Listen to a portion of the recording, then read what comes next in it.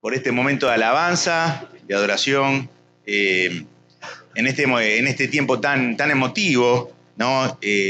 Justamente charlaba recién con un hermano de que empezó a recordar personas que no están, que partieron con el Señor en la pandemia o antes o ahí, y que fueron de mucha bendición para la casa. Y hablábamos de Cristina Marzochi, Cristina Nauton y Milo. Y cuando él me dijo eso, me acuerdo, o sea, visualmente uno levantaba la vista y siempre veía a los hermanos por esta puerta con un saludo y hoy no están. La parte también de las historias, ¿no? Del caminar cristiano.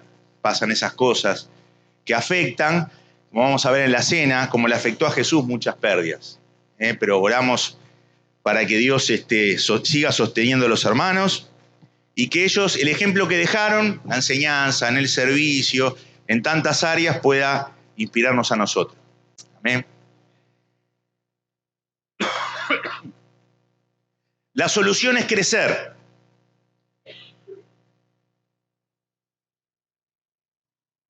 Dice la palabra: ahora bien, de la misma manera que recibieron a Cristo Jesús como Señor, deben comportarse como le agrada a Él, es decir, enraizados en Él y que sea Él quien les haga crecer. Manténganse convencidos de la verdad que les enseñaron y llenos de acción de gracias al Señor. Ahí menciona, hay muchos secretos que menciona este texto que no los vamos a ver, pero es muy claro, crecer. Crecer es aumentar, superar, eso es crecer. Vamos al diccionario, crecer es aumentar o superar algo. Y también dice, crezcan en la gracia y en el conocimiento de nuestro Salvador, Señor y Salvador, Jesucristo. Quiere decir que la clave para todos los estados de la vida es crecer. Acá nos dice que debemos aumentar en gracia, debemos aumentar en nuestra disposición amistosa, que vayan saliendo todas las durezas que nos arraigan a un carácter bravo y nos hace ladrar y nos hace hacer otras cosas con la gente, que crezcamos en la disposición amistosa, es la gracia, que crezcamos en el deleite y la alegría de brindarse, no, tengo que hacer esto, tengo que hacer lo otro, de la alegría y el deleite de brindarse, de gozarse al encontrarse con otras personas, que es lo que vamos a hacer en el almuerzo. Nos vamos a gozar por estar juntos y eso es crecer en la gracia. Eso es crecer en la gracia. Cuando uno le brinda atención al tamaño del problema, cuando uno comenta sobre el tamaño del problema, en cualquier área de la vida, y se fija en el Goliat que tenemos enfrente, se excusa de su falta de avance diciendo, claro, porque el problema es grande, porque Goliat es inexpugnable, porque es imposible derrotar esto. Pero la Biblia nos llama a no enfocarnos en el tamaño del problema, sino a crecer. Eso es lo que nos llama la Biblia. No te estés fijando en el tamaño de los problemas que estás enfrentando. Fíjate si vos estás creciendo de nivel en relación a ese problema que estás teniendo. Si uno, por ejemplo, tiene que resolver un problema matemático, una persona de quinto grado y está en primer grado, el de primero no va a poder resolver el de quinto. Y por supuesto va a mirar ese problema como una cosa imposible, como algo, nunca lo voy a derrotar. Pero cuando esa persona va pasando de clase y llega a quinto grado, tal vez lo pueda resolver. Pero cuando esa persona llega al secundario, ya lo resuelve. Entonces el problema no es el problema es el crecimiento. Yo debo prestar atención si yo estoy creciendo en el área a la cual tengo más dificultad. ¿Sí? Cuando uno está hablando de problemas económicos, bueno, el desafío, yo tengo que crecer en la economía para enfrentar los problemas económicos. No quedarme ahí hablando, quejándome, que no soluciono nada. ¿sí? Hablando mal de algunas personas.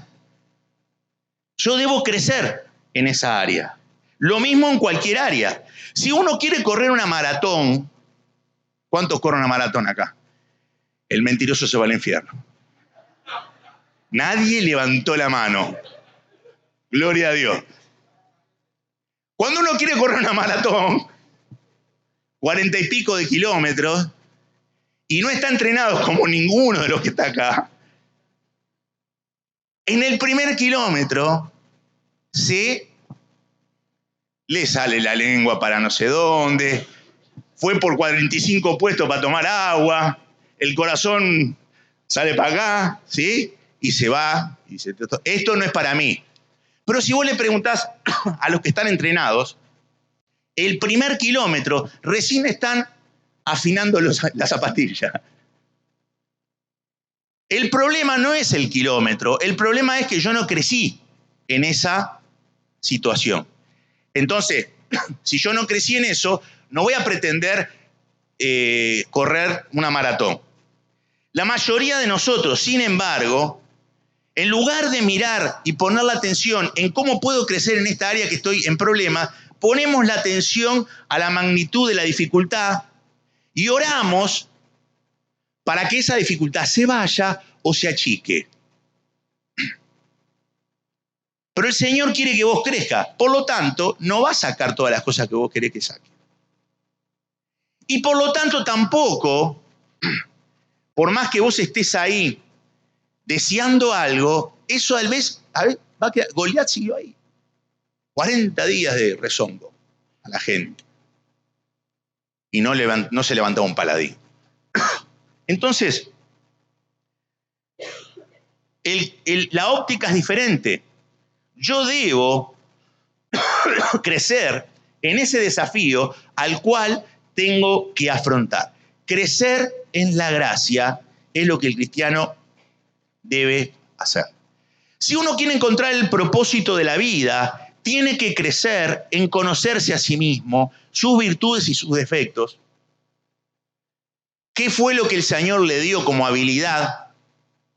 ¿Qué cosas no tengo que hacer? Yo nunca voy a cantar acá enfrente. Yo tampoco, confesó alguien más. Cada uno tiene que ser sincero con lo que no tiene. Entonces yo tengo que crecer en el autoconocimiento, me tengo que conocer las áreas de mi carácter que debo cambiar. No debo anclarme, yo tengo un mal carácter, No. En ningún momento la Biblia dice que te puedas anclar en eso. Crecé en el carácter, como el de Cristo. Si vos querés crecer en la profesión, tenés que crecer en las habilidades. Yo quiero tener oportunidades de trabajo en cierta área, yo tengo que hacer un crecimiento de estudio.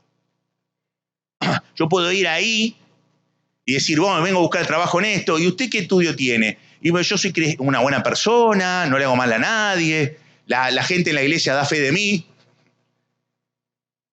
Y dice, está bien, pero el trabajo es para la gente que creció. ¿Sí? Si yo quiero crecer en el tema de comprensión en el matrimonio, tengo que desarrollar vínculos diferentes. Si yo quiero crecer en objetivos financieros, tengo que aprender a administrar lo que tengo antes que el Señor me dé más. ¿Para qué te va a dar más si no sabes administrar lo que tenés?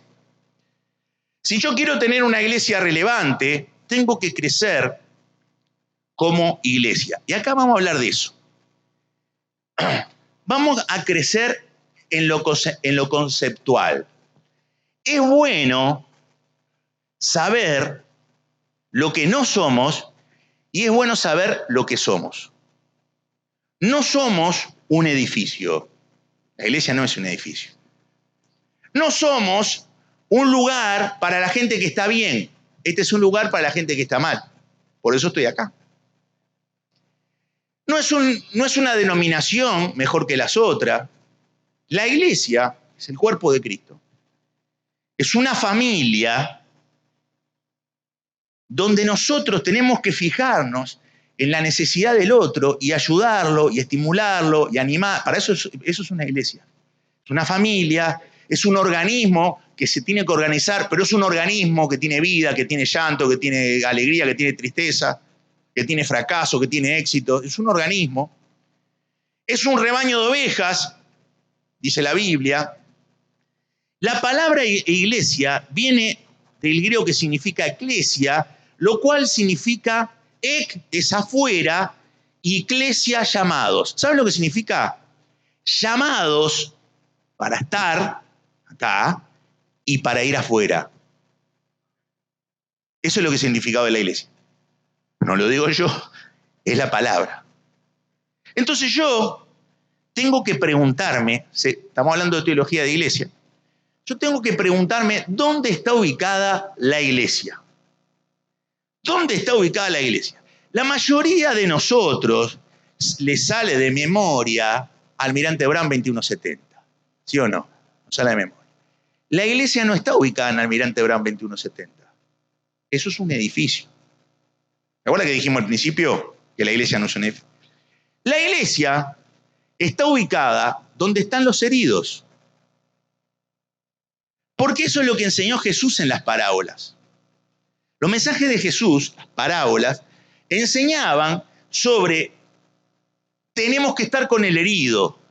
Quiere decir que la iglesia que se reúne en un edificio tiene que ser entrenada, animada, tenemos que recibir herramientas para cuando salimos, iglesia, cuando salimos, vayamos donde está el herido en la semana. Esa es la iglesia. Esto es lo que es teología de la iglesia.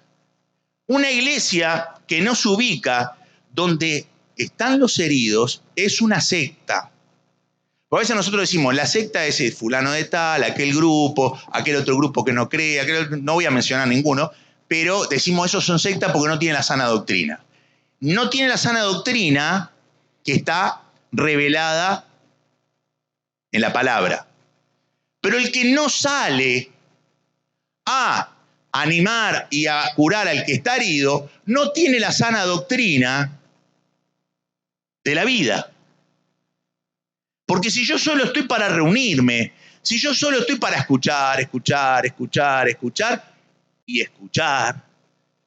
y no voy donde está el herido, la palabra iglesia me queda grande. Yo tengo que prestar atención en la semana para saber qué oportunidades tengo para compartir a Jesucristo con la gente que me encuentro. ¿Sí? Lo primero que hice el lunes, porque yo tomé un compromiso con ustedes, fui a donde estaba Julio, que tenía unas...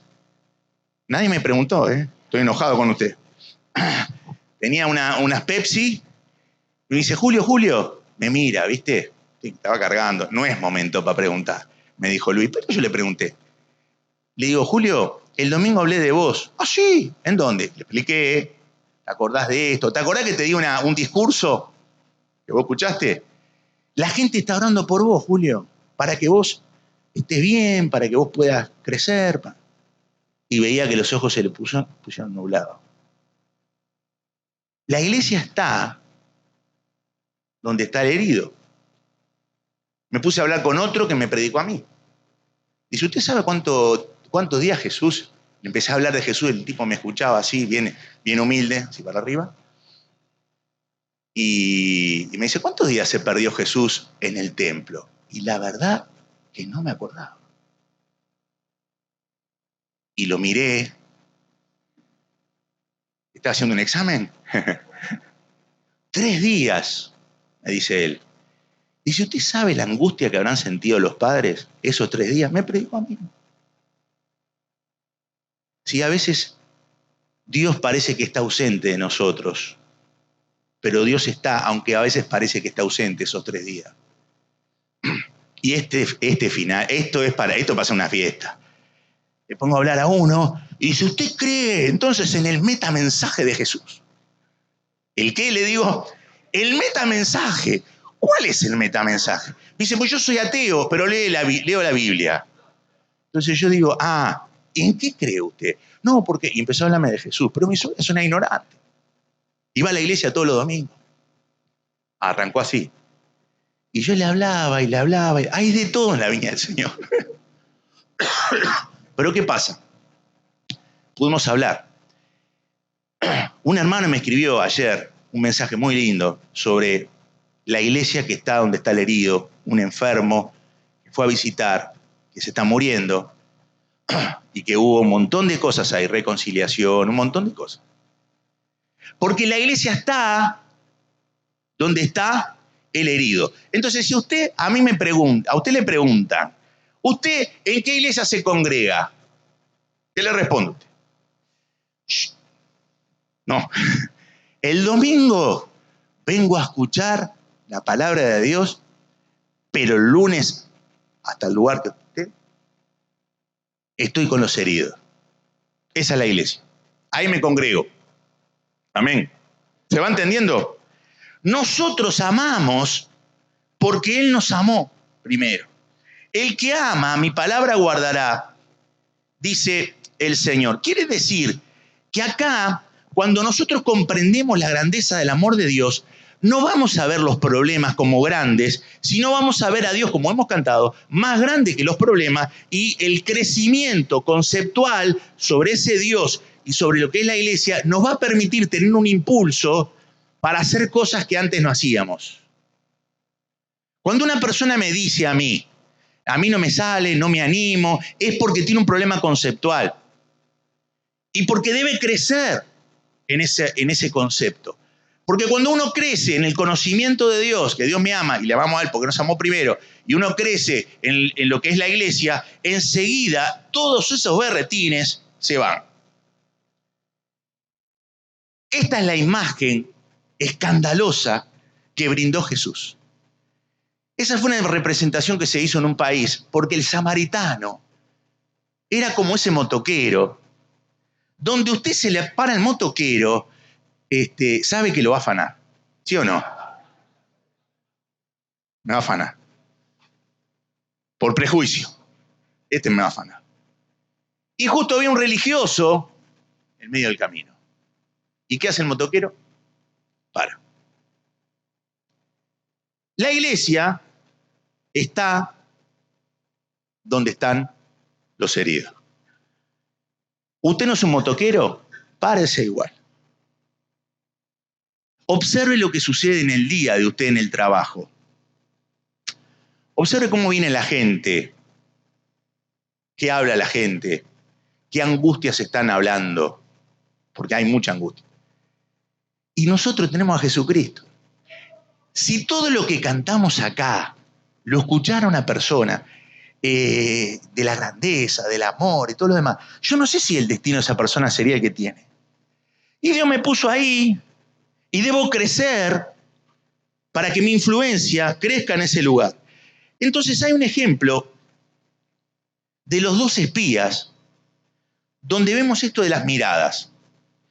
Dicen los 10 espías, la tierra que atravesamos y exploramos, porque fueron enviados para espiar la tierra.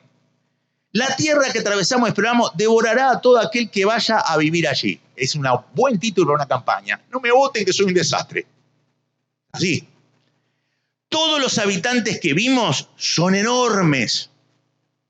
Hasta había gigantes, los descendientes de Anak. Al lado de ellos nos sentíamos como saltamontes y así nos miraban ellos. Un mensaje motivador de TED. Toda la comunidad, ¿qué hace la comunidad? Empieza a llorar a grito y así continuó toda la noche llorando a grito. Las voces se elevan en una gran protesta contra Moisés, porque ¿con quién se la van a agarrar? Con quien nos trajo ataque. Sin tan solo hubiéramos muerto en Egipto o incluso aquí en el desierto, se quejaban, porque el Señor nos está llevando a esta tierra solo para que muramos en la batalla.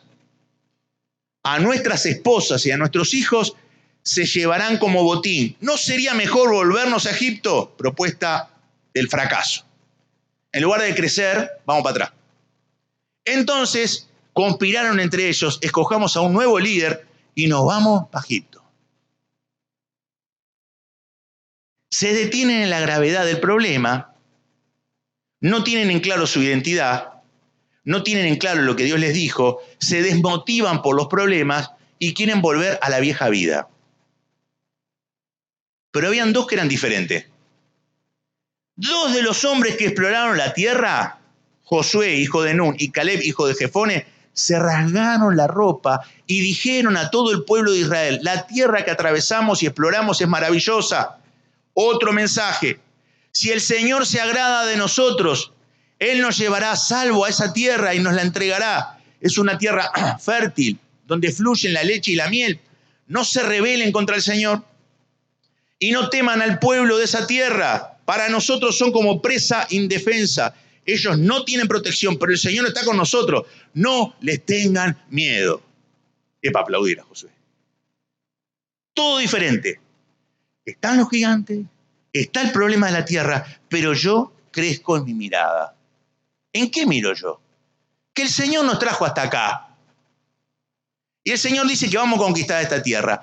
Y mis ojos dicen otra cosa. Yo hago caso a lo que el Señor dice, no a lo que mis ojos ven. Entonces, lo vamos a comer como a pan. Vamos para adelante. Incrementen su concepto del Dios que tienen. Aumenten su conocimiento de lo que es una iglesia. Y vamos a hacer una iglesia relevante. Todo lo otro que hemos a veces creído no está en los parámetros de Dios. Tenemos que crecer en la fe. Cuando hay personas como estos gigantes y todo lo demás, es la gran oportunidad para que yo pueda crecer en la fe. Si no hay decisiones valientes basadas en la palabra de Dios, no va a haber resultados. Los resultados tienen que ver con decisiones, no con palabras y mensajes. Si nosotros autojustificamos permanentemente el estancamiento en el matrimonio, en el trabajo, en el servicio al Señor, justificamos el estancamiento, nos convencemos que los gigantes esto y todo lo demás, vamos a seguir estancados y no vamos a pasar a otro nivel. Pero el Señor quiere que nosotros no estemos en una pecera de miedo, quiere que nosotros podamos salir donde está el herido, que está en el camino, y ahí ser iglesia. Entonces hay que tener acción. Alguien lo llama disonancia cognitiva, a lo que muchos cristianos creen. Cantamos y decimos una cosa y hacemos otra. Con mi Dios yo saltaré los muros. Y a veces yo pongo hablando con alguna persona que me habla de la imposibilidad de saltar ese muro, de los problemas que tiene. Pero cantamos que con mi Dios lo vamos a saltar. Dios no nos trajo hasta aquí, a este lugar. Dios nos trajo hasta aquí para conquistar la tierra, ese coro. Y ahora viene esto y dice, somos langosta, vamos para atrás. O sea, lo que canto, lo que digo, no puede estar en disonancia con lo que hago. Tiene que haber acá algo que rompa con eso. Bueno, crecé. Empezá a tomar decisiones de fe en el lugar donde Dios te puso. El Señor dijo, vayan por todas partes y actúen con fe. Si la iglesia está donde están los heridos, vamos a encontrar personas heridas y vamos a encontrar gente con problemas graves, como esos gigantes, pero vamos a tener un Señor que es más grande, que nos va a dar la palabra, nos va a dar la forma para alcanzar a esa persona. Tenemos que crecer en lo conceptual, pero tenemos que crecer en la acción. La autojustificación es la elección de dejar el barco en el puerto. Barco que puede navegar por un montón de lados, pero está ahí, anclado en el muelle. ¿De qué sirve ese barco? ¿De qué sirve un barco que tiene todos los elementos para navegar, pero está ahí? El miedo decidió por esa persona. La apatía, la pachorra, decidió por esa persona. La comodidad decidió por esa persona.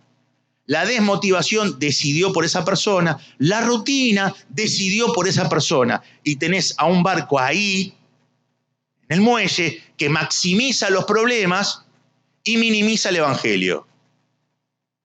Entonces, hay que convertirse al cristianismo primitivo. Los apóstoles tenían comunión, pero también iban por Jerusalén.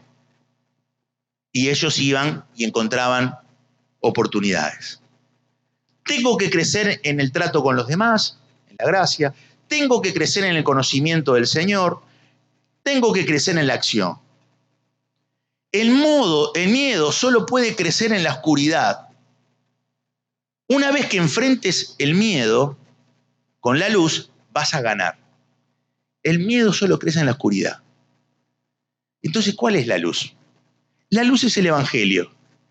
Cuando el Espíritu Santo descienda sobre ustedes, recibirán poder, ¿para qué?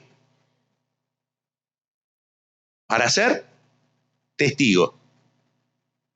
No solo en Jerusalén, sino también en Judea, en toda Samaria y hasta lo último de la tierra. Eso lo dice en el versículo 8. Versículo 11, Jesús se iba yendo con unos ángeles al cielo y los discípulos se quedaban mirando así. Se quedaban mirando, no sé hasta cuándo, mirando. Entonces baja un ángel, para decir esto le están errando, baja un ángel y dice, varones de Galilea, ¿por qué dicen? Vayan para que reciban el Espíritu Santo en plenitud. Entonces ahí tenemos los dos tipos de cristianismo. El cristianismo de Hechos 1.8 y el cristianismo de 1.11. El de 1.8 dice, vamos al lugar donde están los heridos, y el 1.11, quedémonos en el evento, contemplando la resurrección, contemplando las cosas buenas y las promesas del Señor. Dos caminos. O somos adictos a la religión, que contempla, o somos misioneros en movimiento. No hay otra opción. O nos metemos en un templo encapsulados en un búnker, como un búnker del mundo malo, hostil y feo que está afuera, o somos entrenados para crecer. Bueno, Jesús quiere de nosotros que estemos en lo conceptual de lo que es una iglesia. A Moisés le dijo, yo estaré contigo cuando hables y te enseñaré lo que debes decir. El mensaje de Dios se seguía extendiendo, dice Hechos 6, y el número de los discípulos aumentaba enormemente en Jerusalén, donde muchos de los sacerdotes judíos obedecían a la fe. Crecer en lo conceptual, estamos acá para ir a los heridos, crecer en el llamado, reunidos para ser esparcidos, crecer en la acción, tenemos que dejar la apatía, salir del muelle y empezar a movernos, y crecer en el servicio, en esta parte final. Hemos sido creados en Cristo Jesús para buenas obras. La creación nueva de la salvación indica que el propósito final de esa creación no es que yo vaya al cielo, ese es un aditivo. No es que yo disfrute de la calle de oro y del mar de cristal, no. Es que yo, Efesios 2:10, a fin de que hagamos las cosas buenas que preparó para nosotros. Hagamos las cosas buenas, hagamos las cosas buenas, hagamos las cosas buenas. Yo he venido a servir, no a ser servido, y he venido a entregar mi vida por los demás. Hay dos tipos de cristianos, el termómetro o el termostato. ¿Para qué sirve el termómetro? El termómetro sirve para medir la temperatura, ¿sí? Ya tenía temperatura, no me la medí porque tenía miedo. Pero el termómetro fue hecho para eso. El termostato fue creado para regular la temperatura. Es muy diferente al termómetro. El termómetro es aquel que detecta, acá hay un buen ambiente positivo, acá en esta casa, mirá esto. Detecta la temperatura, pero se queda ahí. El termostato es aquel que regula la cosa y hace que el ambiente sea más agradable y menos frío de lo que es. En lugar de ver el problema que hay en la familia, ¿qué puedo hacer yo para ser termostato? Y estos que están mal, ¿cómo puedo yo regular la temperatura? ¿Qué puedo decir? ¿Qué puedo hacer para cambiar la situación? El termómetro se conforma con decir, acá son todos tóxicos, viene una palabra moderna, estos son todos tóxicos, no tienen cura. Y la otra es decir, yo tengo todo para cambiar la cosa. Si nosotros somos termómetros en la sociedad y solo hablamos de la temperatura, a nivel político, hablamos de la temperatura. ¿Por qué esto? ¿Por qué este candidato? ¿Por qué el otro? Todo eso porque son los temas que salen cuando yo estoy en el trabajo. Están midiendo la temperatura. Algunos están con 44 de presión y otros. Entonces la pregunta es, ¿medimos la temperatura o nosotros tenemos una acción de crecimiento y cambiamos en esas áreas que nos estamos quejando para que nuestra vida sea diferente? Son dos opciones. Podés regular el clima moral, emocional y espiritual de un ambiente. Lo podés hacer. Jesús dijo que sos sal.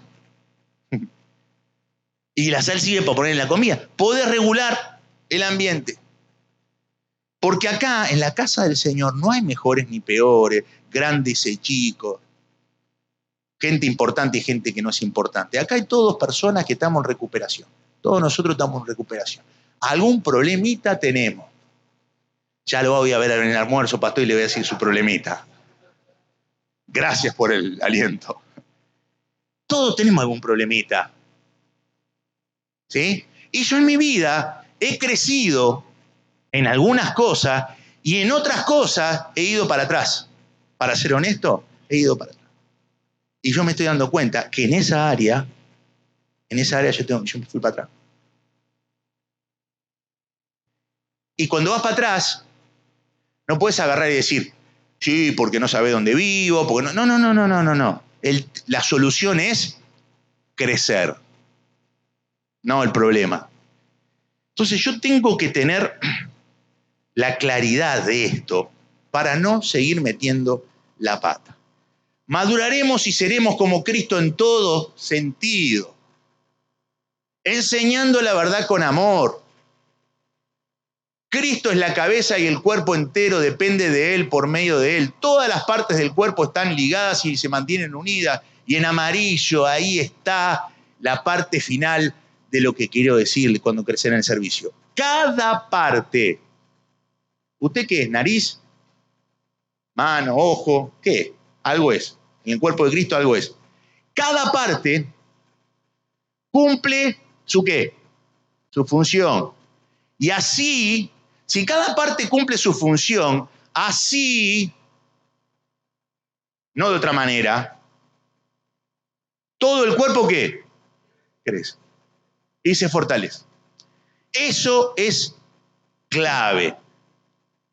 Cada parte cumple su función y así todo el cuerpo crece y se fortalece. Cada miembro del cuerpo tiene una función que desarrollar. No existe en una iglesia sana, que quiera ser sana y relevante, gente que es espectadora y gente que está sirviendo. No existe.